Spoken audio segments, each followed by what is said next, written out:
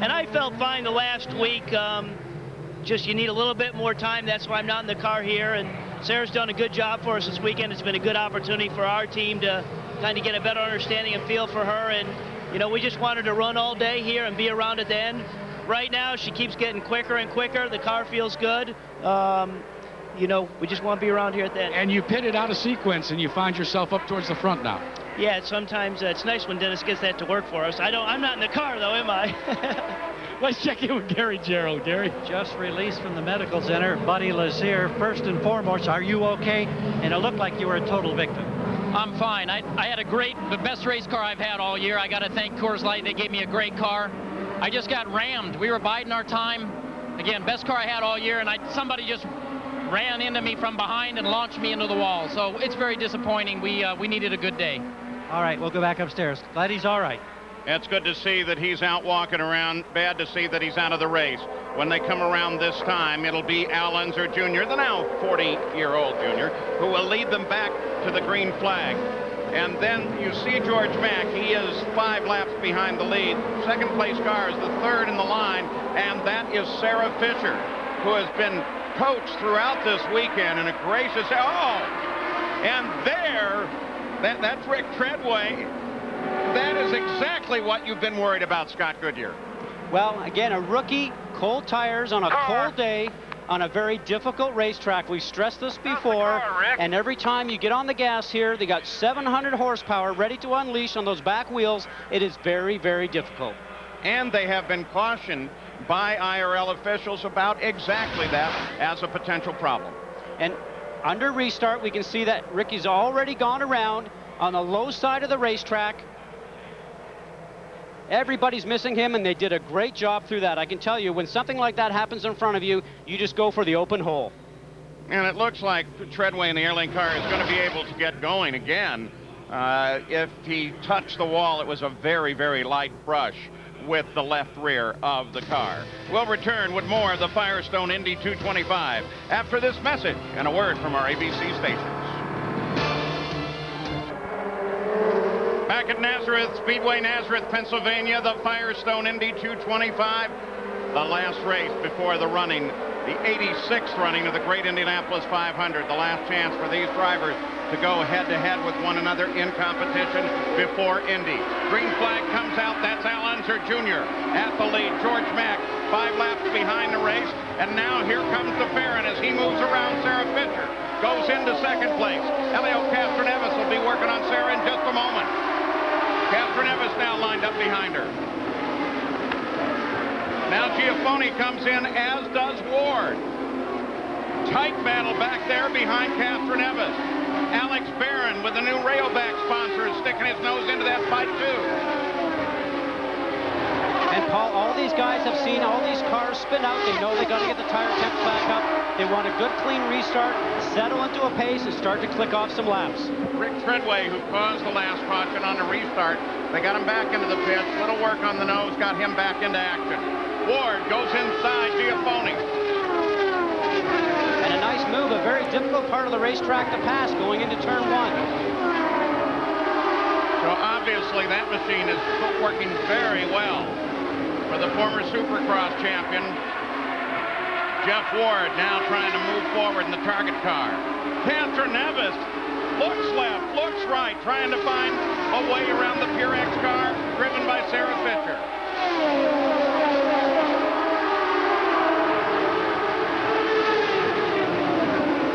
Now Al Jr. is leading this event. He led 39 laps at Phoenix by what we call short hitting. He did the same thing today. He's leading this event.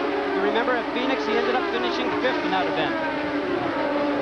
Thomas Schechter, who was running up in the top 5 in the early going, had a very long pit stop, fell back to 15th place, now has moved himself forward to 10th. So he's working his way up through the field with just a traffic jam in the pits. That's it, Paul, that's exactly what happened. And the problem was the traffic jam that he had was with his boss, Eddie Cheever Jr., who drives the Red Bull team car, pitted directly in front of them. That would backed up twice, and they still couldn't get around Cheever.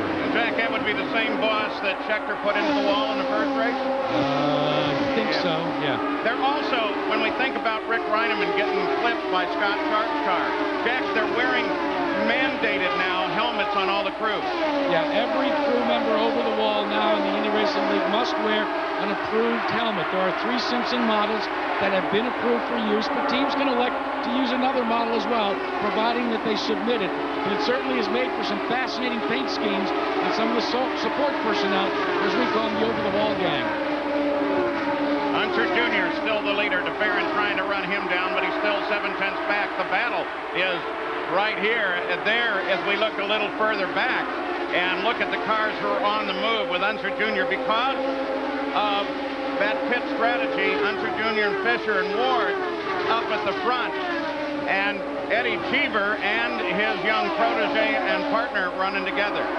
Those that are suffering trouble today, well, Buddy Lazier, he's already out of competition. Jacques Lazier, you saw his problem.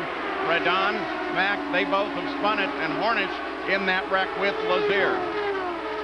As we heard, Buddy, very disappointed for being put out. He hasn't had a very good start of this season. A couple of years ago, he had a slow start to the season, ended up winning the championship, but there's a lot of strong teams that have a lot of good points, and the finishing record is very strong. If you don't start getting points here very shortly, it's going to make a hard run at the championship. Jeff Ward, that red Target car, sits back at 5th place right now. Felipe Giafone trying to come back up and work him.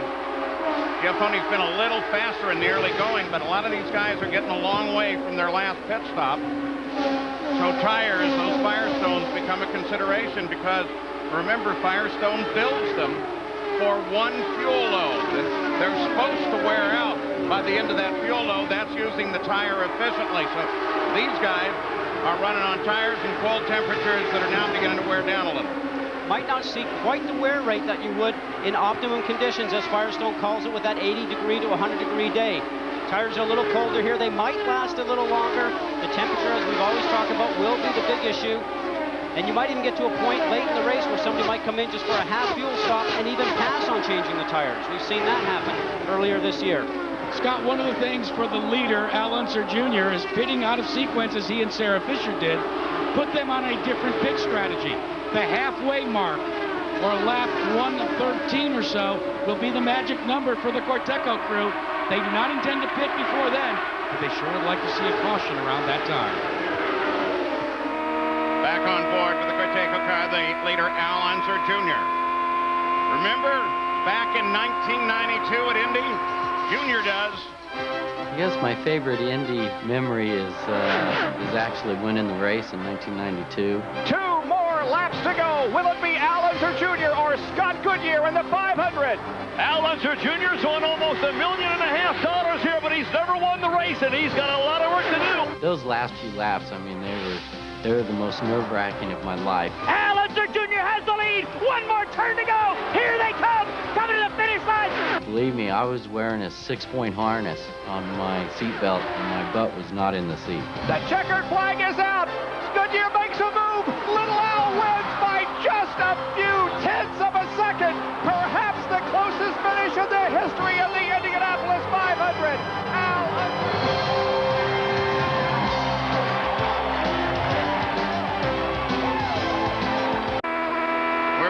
Nazareth, Pennsylvania, the Firestone Indy 225, the Indy Racing League, Firestone telemetry with the leader, Al Unser Jr.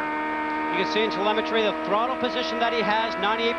He's flat on it all the way through the front stretch and through turn 1, coming up to turn 2. The big lift comes down in turn 3, right down the bottom of this hill. 34-foot drop here from turn 2 all the way down to turn 3. High-speed section of the track, over 170 miles an hour. Big lift off the gas and back on it, and that's 1 fast lap here at Nazareth. But Scott, one of the things on that Firestone telemetry that we seldom see is a negative number on lateral Gs. I thought that you only experienced a negative G when you're on like a roller coaster or the space shuttle. Well, this track is a little bit like a roller coaster, Jack. Turn 2, you get up in the air, start to fall off that 34-foot drop down towards turn 3. I can tell you from driving here in the past that when you get to turn 2, you fall off the edge of turn 2 from the center outwards, and boy, does it feel like you're going on that roller coaster. Pennzoil Team Panther has that car figured out. They're waving everybody out of the way and pushing it back to the track. The engine was fired, too, as they rolled by us, and he's now on pit road. He'll hit that limit and be out there in turn 1 momentarily. Or is he going to the pit box? No, he's going to the pit box first. 46 laps behind the leader of the race as he comes out. Gary, what they're going to do is take advantage of just checking the tires, filling up with fuel before they send the car out. And what would have happened in the back in the pits, they would have taken the suspension pieces that you see right here that he bent, and they have some set up already on the inside of the trailer, right to measurement, where they can bolt them on the car and also install a new wing, which he knocked off during that indication with Buddy Lazier. On the right rear, that's Kevin Blanche. They call him Rocket. Now, those two of them do not have helmets. Three of them now. Helmets are mandatory for the first time this weekend, and in their rush to get the car back out, they took their helmets off in the paddock, which they can, but not in the pits. So we'll see how that's dealt with. You got to give them some flexibility there because they're rushing to try to get that car back in on a brand new rule. Paul, I remember when I worked for Darrell Waltrip in a NASCAR race at Dover, Delaware, and they had the same situation happen with Darrell Waltrip at the controls early in the race. They were 47 laps down. The NASCAR officials came to the drivers and said, Junior Johnson, we're going to penalize you a lap. You had too many men over the wall. And Junior Smallman says, go ahead, penalize us too. Castroneves moves on Fisher. Fisher gets way high, out of the line, and slows.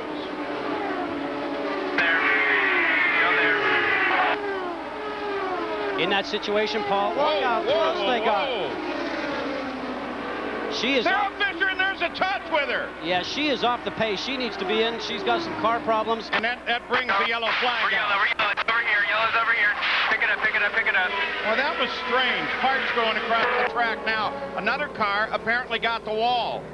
And that's John Herb. They had just gotten around her. Whoa. That's his right, front that baby wing. nose high. That's a little nose high. His front wing is stuck underneath the car. That's something that you generally don't see very often. Yeah, but, you know, put your memory back to, as we're going to look at the replay, remember Johnny Rutherford when he ran over his own wheel and flipped upside down at Phoenix while winning the championship? And on that replay, we saw him get to the center of the turn and the car heading directly to the wall. Something happened before he got to the center of the turn, either a loss of steering. Obviously, John Herb is all right. He climbs out of the car.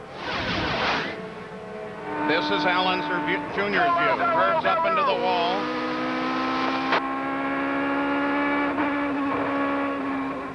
Now, here was Sarah. Now here's the cars coming in. They're going to the same place of the turn. You can see right here that the one car is actually up on the curbing right now already, and he's got nowhere else to go. And Sarah's going to come in and push him to the inside over the curbing. The two cars touch and rub. That was Anthony Lazzaro down to the inside, who won here in the Toyota Atlantics. And he was trying to give her all the room he could. So the yellow is out again. 92 laps are complete. Al Unser Jr. remains in the lead, and this may be exactly what his strategy was looking for, because he's in an ideal position to stop under the yellow and continue a top position. He circles now behind the Chevrolet Corvette pace car. And we talked at the beginning of the show that maybe the fastest car may not win. Al's looked for speed all weekend, and he said that if he can actually come out of sequence and find himself some good pit strategy, it might help him, and it certainly has done that now. Well, they've played it perfectly for Al Unser Jr. We'll see if he can hold on to it, though, because there's still a very long way to go. Up next, Ricky Carmichael and the gang from EA Supercross at Texas Stadium. The EA Sports Supercross next on ABC. All right, so Junior, we assume as soon as they open the pits. Tell me what you're going to do on the front wing. Increase both sides, one turn, half a degree of front left. 10-4. Sharp is not pitting, so you got one box open, easy in behind. Fisher will be stopping in front of us, so the boys will stage you back as much as we can. Now they're using the pit access road to circle Al Unser Jr. around because of the accident sitting down on the course. That gives the safety workers plenty of room to work. The pits are open. Okay, Al, I've got a guy right next to me. He's going to let me know exactly when they're open. And we're wondering what Al's wondering. How long before they have the field together and going to bring Al Unser Jr. and anyone else, though logically Sarah Fisher is the only other one. Maybe Laurent Redon will be in the pits.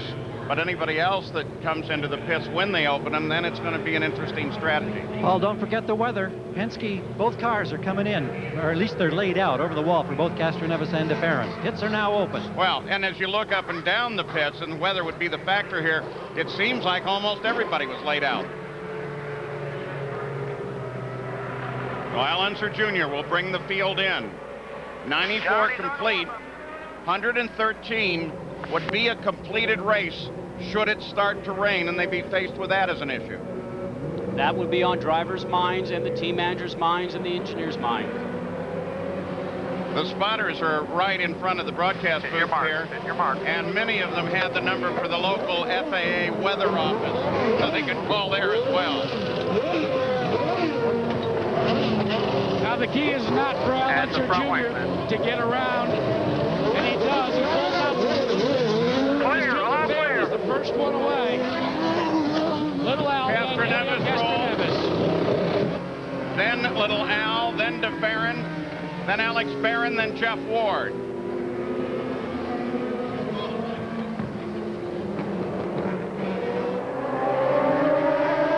So Elio Castroneves with Team Penske service rolls out ahead of Al Unser Jr. Most of the field in, except of course for Scott Sharp. You heard the conversation with Al Unser Jr. from the team that they were going to keep Scott Sharp out. We'll be back with more from Nazareth. This Wide World of Sports update brought to you by ExxonMobil and Speed Pass. Today's way to pay. Here now, Bob Jenkins. 98 laps out of 225 completed here at Nazareth, and we're under caution because of an incident involving John Herb. We are looking very much forward once again to being at the Indianapolis Motor Speedway this year for coverage of the Indy 500, and there could be a major safety innovation in place by the time we get there. There could be soft walls on the outside of all 4 turns at the Speedway before the track opens for practice on May the 5th. Extensive testing has been conducted at the University of Nebraska-Lincoln, and if the data is good from the last test last Friday, that 4,400 feet of material will be placed on the outside of the 4 turns at the Indianapolis Motor Speedway for this year's 500. And speaking of the 500, rookie orientation was conducted. Thomas Scheckter was the fastest of the 6 drivers who participated with a lap over 226 miles an hour. And several entries filed for the race include non-IRL regulars, and they include 2 former winners, Kenny Breck and 2-time winner Ari Lyondike. The Indianapolis 500 live coverage at 11 a.m. Eastern Time on Sunday, May 26th. Gary? Bob, we had reports of raindrops on the racetrack, but look, these aren't raindrops. These are little particles of ice that are bouncing down here, and it's strange. I mean, I guess this is Nazareth rain when you got 50 degrees, but coming down from somewhere, these are ice particles. Weird stuff going on here, Jack. Well, Gary, one of the reasons when Tom Kelly, who was a pilot himself, saw those ice particles, that hailstones, he said, what's next? A swarm of locusts? They decided to stay out purposefully because they knew the rain was coming. They do feel, however, though, that they're going to have to make one more stop like everybody else. Said now is as good a time as ever to exercise the opportunity to gain track position. The animated radio conversations back and forth during this caution between Scott Sharp and his crew, though, have been very, very much about let it rain, let it rain, let it rain. We also heard some comments about how they should pick up the pace of the pace cars so more laps can be completed under caution. We are 12 away from the halfway point, and again, some very interesting strategy here, Scott, because Scott Sharp is at the front of the field and the weather isn't looking very good. Absolutely, some great pit work and strategy from Team Kelly. We're going to try and get Scott Sharp with us right now. Scott Sharp, Scott Goodyear in the booth. Do you hear us? Four, Scott. Some great pit strategy by the Kelly team. Can you tell us if that was planned? And this rain that's coming on, was that in the forecast? Did you think about that? Not to ask Tom Kelly that. He's calling the race for us. But basically, we got put to the back of the line because one of the Penske crew guys that gets backed up as I was coming in, and I nailed him a little bit. And so they gave us the penalty for that. And really, it's as I talked about earlier, track position's everything here. So we needed to get ourselves up a ways. The crew, the guys, Tom and the guys decided to keep me out. And felt like I've been giving some great stops. So hopefully a few more laps, this rain will really start coming down. Well, you've got the best seat in the house right now looking to the back of that Corvette pace car, so good luck. Thanks, Scott. That N opposite of Scott Sharp's name indicates that he did not pit during this caution period. Castroneves, however, has pitted and picked up 1 position a second. Jack? All right, Tom Kelly, your driver, you heard him, said we got to ask you about the strategy. Well, Jack, first of all, we wanted to get him to the front of the pack because the track position's everything, and we've only got to make one more stop, as does everybody else, and it may rain. So if any one of those things happens in our favor, we could win this thing. Now, you work with a lot of people from Bombardier Aerospace. Did you have anybody up in an airplane checking this out? No, but we know where the Weather Channel's on the TV, so we'll see what happens. What channel is it on here? It's on the Weather Channel, Jack, 362, DSS. Bob?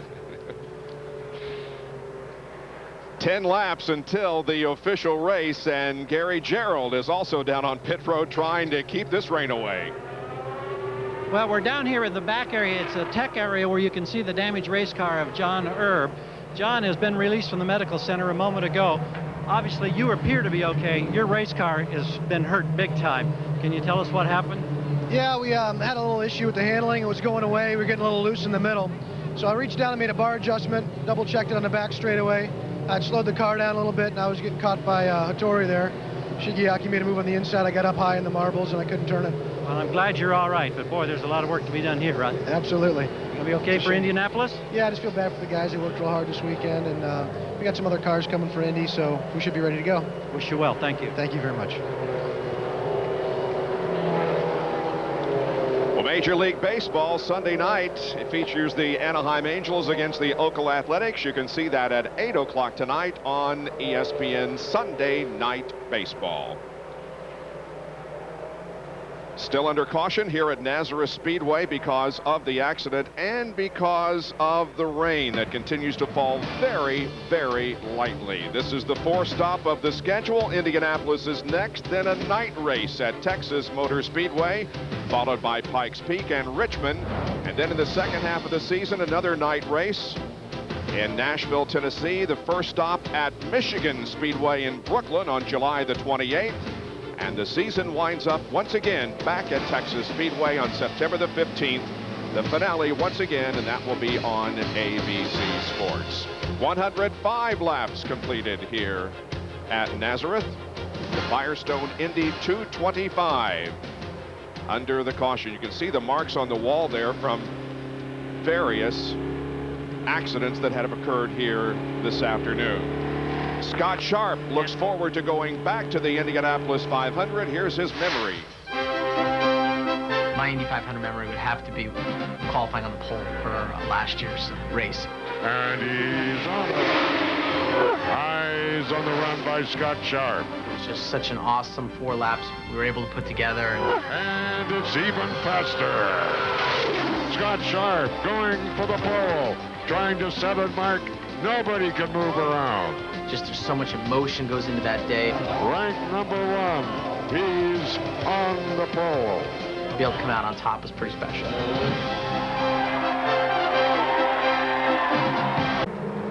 Coming up on the completion of lap number 110 here at Nazareth Speedway, and again, an official race will be 113. The past few laps have been run under caution because of this light rain that continues to fall. It isn't a heavy rain by any means, and I don't think the track is wet to the point where they'd have to spend extensive time drying it. But right now, the raindrops continue to fall. Been an interesting race because pit strategy has put Scott Sharp up at the front of the field.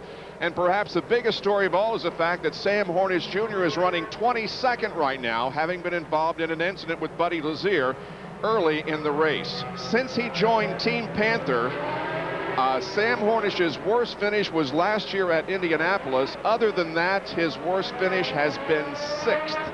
So this will possibly be the worst race since Sam Hornish joined Team Panther. So the rain continues to fall, and Scott Sharp could very well end up as the winner of this race. Remember, he won not too long ago at Texas Motor Speedway. The Texas race fans, they are on their feet and loving it.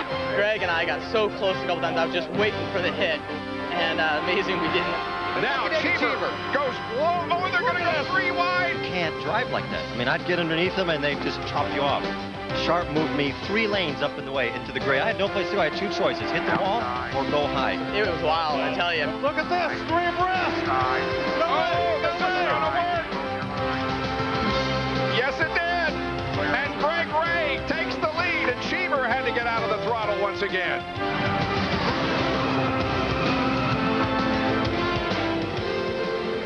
That was Scott Sharp's victory last June at Texas Motor Speedway. We look forward to going there again in a little over a month and a half. Well, here's a race recap. Scott Sharp is a leader after 112 circuits. The green race average is almost 156 miles an hour.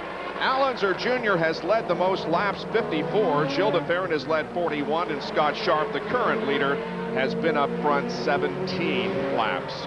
John Herb crashed, so did Buddy Lazier, and those 2 cars are the only ones out of competition right now. We've had some other spins, but those are the only 2 cars out of competition. That is an official race right there. We will not come back tomorrow. The question is, will we be able to go green? And race control is telling us yes, that if we don't get any more sprinkles here in the next couple of laps, we will be going back to the green flag. In fact, in a lap and a half, we will be going back to green flag conditions. That's Helio Castroneves lined up right behind Scott Sharp. Al Unser Jr. has come out of the pits to show himself in 3rd position right now. De Ferran is 4th. Alex Barron giving that car a good ride here this afternoon. And Jeff Ward for Team Ganassi is in the 6th position right now. They come down and they are being given the 1 lap to go signal, so that's good news. Hopefully this rain will go away and stay away for the next hour or so, and we can get this race in its complete distance, 225 laps. Shigeaki Hattori is being shown in 7th position, then Lazaro, Jacques Lazier, and Eddie Cheever completing the top 10. The cars now getting set to come back to green flag racing. The pace car is off the track. And will they get the green? No, the caution is staying out. The caution is staying out, so we will not go back up to race speed, at least at the moment.